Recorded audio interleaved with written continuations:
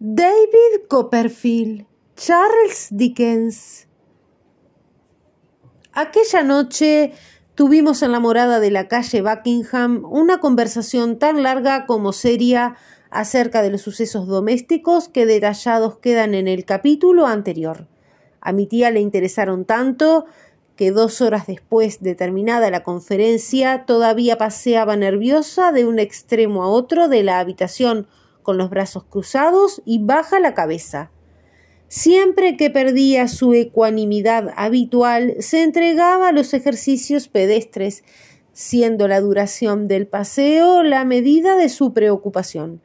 En esta ocasión fue tan intensa su agitación mental que, no bastando para sus paseos lo largo de la estancia, abrió la puerta y recorrió el pasillo en toda su extensión, mientras Ricardo y yo, sentados a la vera de la chimenea, contemplábamos su paso siempre igual, siempre mesurado, siempre regular como el péndulo de un reloj.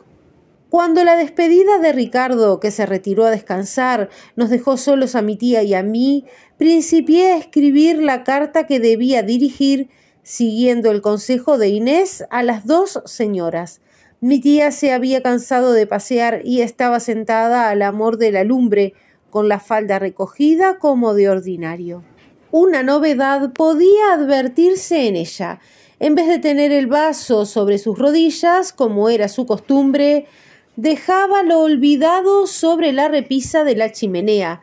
Sobre la rodilla se apoyaba su codo, sobre la mano su barba, y sus miradas no se separaban de mí.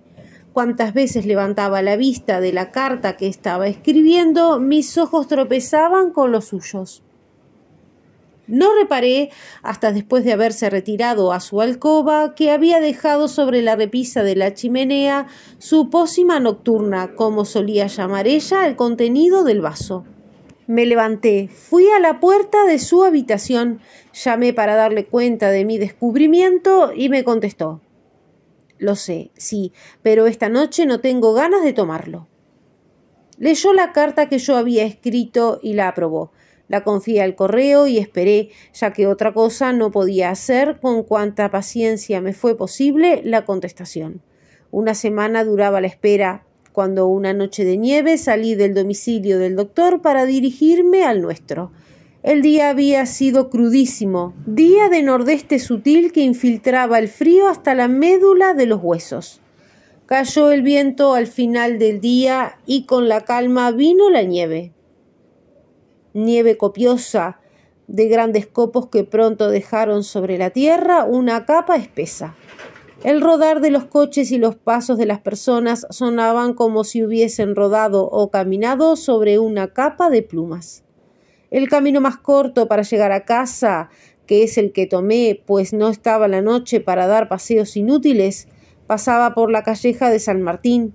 La iglesia que da nombre a la calle en cuestión cerraba por aquel entonces el paso a la calle, la cual desembocaba siguiendo un curso tortuoso en el Strand. Al pasar junto a la escalinata que da acceso a la puerta principal, tropecé con una mujer que me miró con fijeza y desapareció. Yo había visto aquella cara, la había conocido en alguna parte, aunque no podía recordar dónde. Continué mi marcha. Sobre el primer peldaño de la escalinata había un hombre que acababa de dejar sobre la nieve un fardo que llevaba sobre sus hombros. Verle yo y verme él fue una misma cosa. Ignoro si la sorpresa hizo que me detuviese. Lo cierto es que, al segundo de haberme visto, nos encontrábamos frente a frente, Peggotty y yo. Entonces recordé quién era la mujer. Era Marta, la misma Marta a quien Emilia había dado el dinero aquella noche en la cocina. Nos dimos sendos apretones de manos sin hablar palabra, que en los primeros instantes ninguno de nosotros supo articularlas.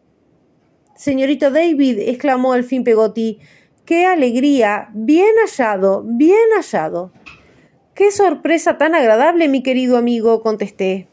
«Deseos tenía de verle esta misma noche», repuso, «pero sabía que vivía usted con su tía y comprendí que era tarde para hacer visitas.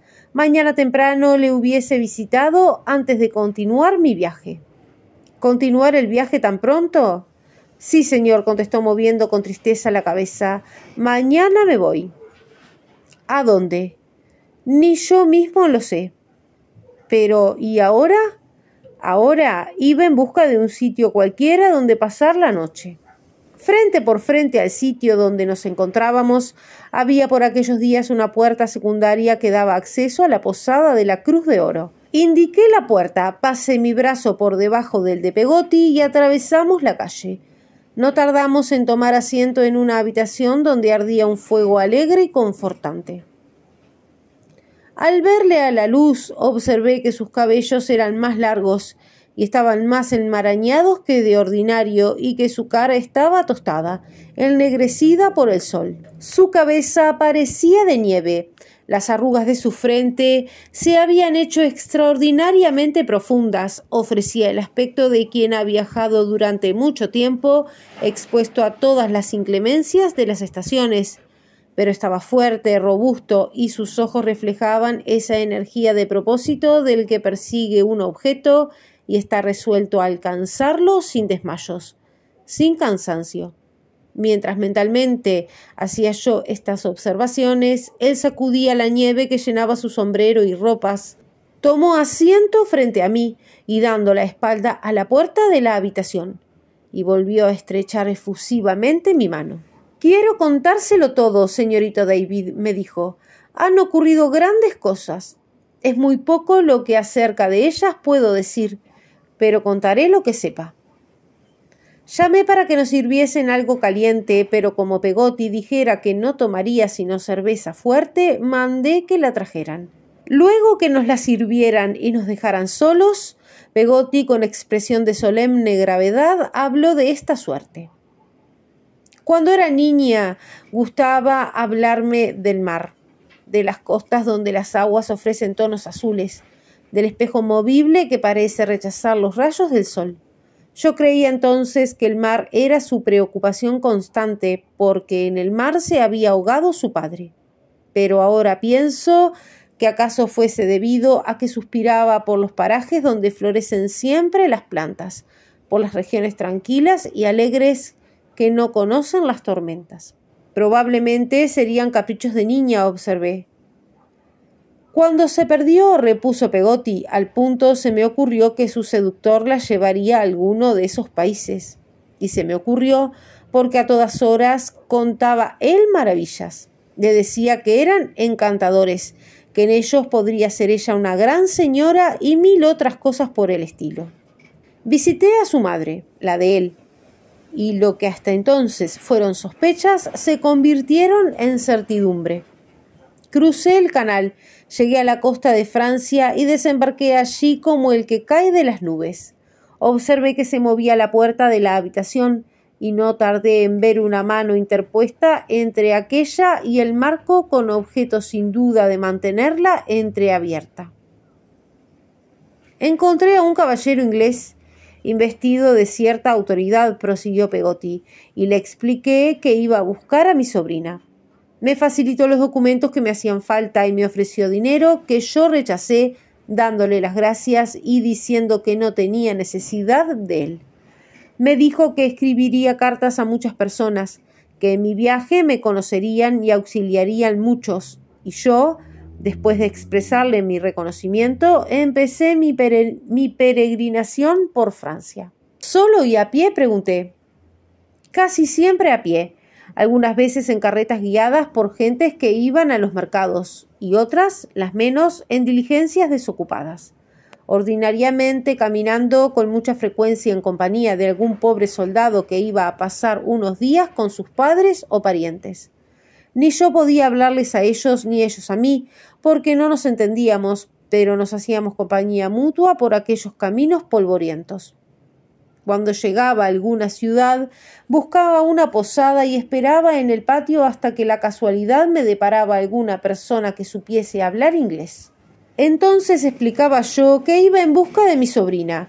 Me hacían la descripción de todas las mujeres jóvenes que había en la casa, y yo continuaba en el patio, avisorando a todas las que salían o entraban, a fin de ver si alguna se le parecía. A medida que pasaban los días, cuando llegaba a un pueblo desconocido, hallaba que muchas personas habían oído hablar de mi búsqueda. Me ofrecían asiento, me daban algo de comer o de beber, me señalaban sitio donde pasar la noche, y hasta no era raro que, antes de entrar en el pueblo, encontrase alguna madre que me estaba esperando sentada en las gradas de la cruz que se alza en las afueras de casi todos los poblados de Francia. Todas ellas me hacían objeto de sus bondades. Marta escuchaba en la puerta. Era la dueña de la mano interpuesta entre aquella y el marco. Ahora asomaba su cara pálida, huraña, desencajada, anhelante. Con frecuencia colocaban a sus hijitos sobre mi rodilla, particularmente si eran niñas. Yo les mecía y acariciaba como si fueran hijos míos. Dominado por un acceso de pesar profundo, sollozó y se cubrió los ojos con la mano. Sin hablar palabra, coloqué la mía temblorosa sobre la suya. «Gracias, señorito», me dijo. «No es nada. No haga caso». Momentos después, retiraba la mano de sus ojos y continuaba de esta suerte su historia. Atravesé Francia y llegué al fin al mar. Comprenderá usted que para un hombre acostumbrado a vivir en la mar fue muy fatigoso un viaje terrestre tan dilatado, y que no terminó en Italia, pues no bien rebasé la frontera, hube de continuar mi peregrinación. La gente se portó conmigo tan bien como en Francia. Yo no sé hasta cuándo hubiera durado mi viaje de no haberme dicho unas personas caritativas que la habían visto en las montañas de Suiza. Una persona que conocía al criado de él vio a los tres y me dijo dónde se hallaban. Hacia las montañas me encaminé, señorito David, sin descansar ni de noche ni de día. Cuanto más caminaba, más parecía que se alejaban las montañas, pero al fin llegué a ellas y las crucé. Al verme en el lugar que me habían indicado, se me ocurrió pensar, ¿qué haré cuando la tenga delante? La cara desencajada que escuchaba en la puerta, desafiando la inclemencia de la noche, me dirigía miradas suplicantes. Tendía hacia mí sus manos, como rogándome que callase, que no la descubriese. Nunca dudé de ella. «Oh, no», continuó Peggotty, «con que viera mi cara, con que oyera mi voz, con que yo le recordase la casa donde había nacido, donde había crecido, donde se había hecho una doncella hermosísima, caería llorando a mis plantas». Ah, bien persuadido estaba yo de ello. Cuántas noches, durante mis eternas horas de insomnio, la había yo oído gritar. Cuántas veces la había visto caer desplomada como muerta a mis pies. Cuántas veces la había levantado en mis brazos y susurrado en su oído: «Emilia, querida mía, vengo a traerte el perdón, a llevarte a tu casa». Interrumpióse breves instantes y movió dolorosamente la cabeza. Exhaló un suspiro y prosiguió así: «Ni me acordaba yo de él. Emilia lo era todo para mí. Llevaba yo un vestido del país para ella y abrigaba la seguridad de que, tan pronto como la encontrase, se lo pondría y me seguiría para no separarse de mí nunca más. En cuanto a él, no le dirigiría una palabra, ni le miraría siquiera. Haría que Emilia tirase el vestido que llevaba, que se pusiera el mío, que se apoyase en mi brazo y emprendiéramos la marcha a pie. Caminaríamos sin cesar, sin detenernos, más que el tiempo indispensable para curar las rozaduras de sus pies y las heridas de su corazón. Pero todos mis proyectos, señorito David, debían quedar en proyectos. Llegué tarde, se habían ido. Me fue imposible averiguar hacia dónde. Unos me decían que hacia este lado, otros que hacia el opuesto. Los recorrí todos y no encontré a Emilia. No tuve más remedio que volverme a casa. «¿Hace mucho tiempo?», pregunté. «Pocos días. Divisé la vieja barca después de anochecido y vi luz en la ventana. Me acerqué, asomé la cabeza por ella. Vi a la fiel Goodmish sentada junto a la lumbre, sola. La llamé para que no tuviese miedo y entré. Qué rara me pareció la vieja barca, señorito David». Calló. Sacó del bolsillo un paquetito que contenía 2 o 3 cartas, las dejó cuidadosamente sobre la mesa y dijo: «Esta es la primera que llegó a la semana próximamente de haber emprendido yo mi peregrinación». Contenía un billete de banco de 50 libras esterlinas y la pusieron debajo de la puerta durante la noche. Escogió otra y repuso: «Esta la recibió Goodmish hará 2 o 3 meses. Tenga la bondad de leerla». He aquí lo que decía la carta. «Comprendo el dolor que le producirá esta carta escrita por una mano criminal, por la mía. Sin embargo, procure, no por mí, que no lo merezco, sino por mi tío, mirarme con compasión, aunque sea por poco, por muy poco tiempo. Procure, se lo suplico llorando, tener piedad de esta miserable niña y escribir 4 líneas diciéndome si mi tío está bien, explicarme lo que dijo de mí cuando supo que yo había abandonado la casa, decirme si, cuando habla de mí, brilla en sus ojos el amor que siempre me tuvo. Mi corazón salta hecho pedazos cuando pienso en mi culpa. De rodillas, llorando amargamente, suplico que no me traten como merezco, como sé muy bien que merezco, sino que, por el contrario, me hagan la caridad de escribirme 4 renglones hablándome de mi tío. No me llamen reinita de la casa, ni me den el nombre que he deshonrado, pero tengan lástima de mi agonía y envíen a esta desventurada 4 palabras de parte de mi tío, a quien nunca, nunca más volverán a ver mis ojos en este mundo.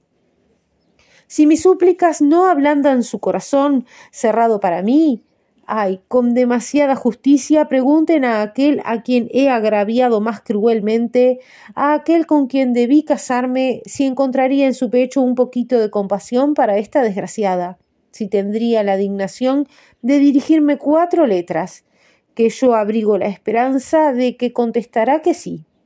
Es tan bueno, tan propicio el perdón, díganle, pero a él solo, que cuando durante las noches escucho los gruñidos del viento, me parece que llega encolerizado después de haber presenciado su pena y la de mi tío, y que es portador de sus quejas contra mí, que depositará ante Dios para que me castigue.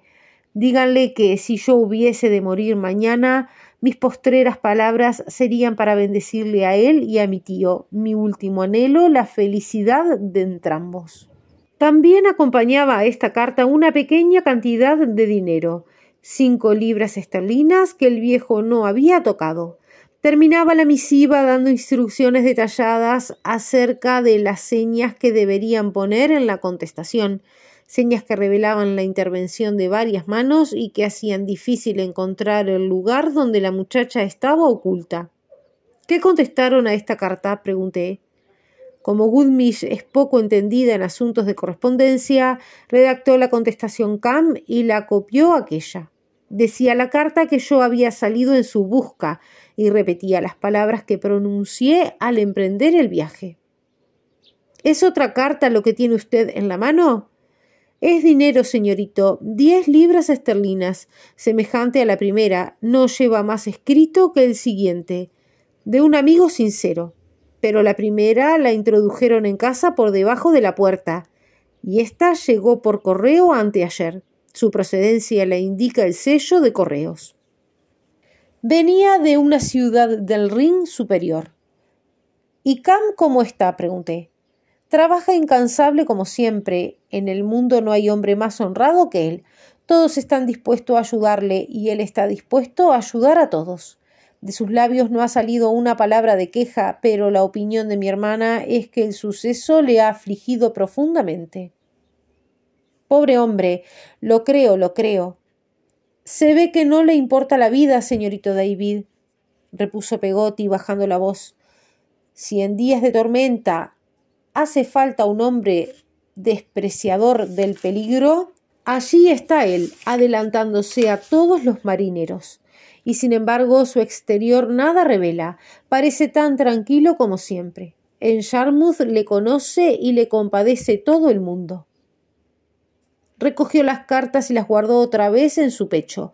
De la puerta había desaparecido la cara pálida y desencajada. Pues bien, señorito David, prosiguió, como le he visto esta noche, mañana temprano continuaré la marcha. Ya ha visto usted lo que llevo aquí. Lo que más me atormenta es pensar que pudiera ocurrirme una desgracia antes de devolver este dinero.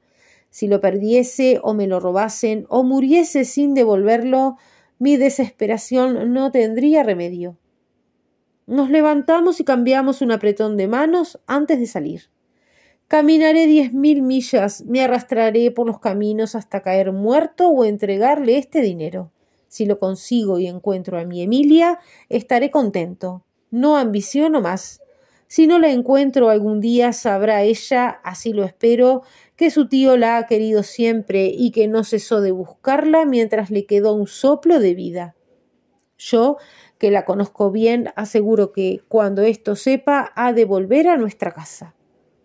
Me dijo que pasaría el resto de la noche en una posada que había en la carretera de Dover. Le acompañé un rato y allí nos despedimos. Volví a la posada y, acordándome de la cara pálida y desencajada, la busqué. No estaba ya. La nieve había cubierto las huellas de nuestras pisadas. No se veían ya más que las que estampé a mi regreso, y aun éstas se borraban a los pocos instantes. Nevaba copiosamente.